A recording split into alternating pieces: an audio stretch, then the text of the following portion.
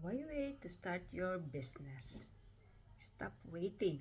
Baka mawala ang opportunity sa'yo. Marami ang nangangarap magsimula ng negosyo pero laging may excuse. Wala pa akong time, kulang pa ang aking ipon, busy pa ako sa trabaho. Ang totoo, walang perfect time. Kung hihintayin mo ang tamang panahon, baka lumipas na ang pinakamagandang oportunidad na naghihintay sa'yo. Reality, laging may challenges sa buhay.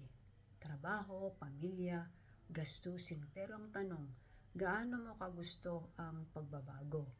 What if isipin mo kung sinimulan mo na last year, nasan ka na ngayon?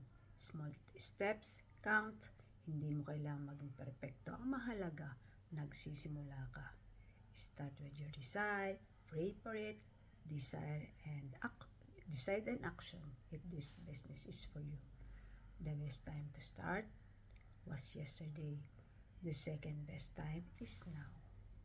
Ano ang nagpipigil sa'yo? Comment below or message me for more details. Be inspired. God bless you.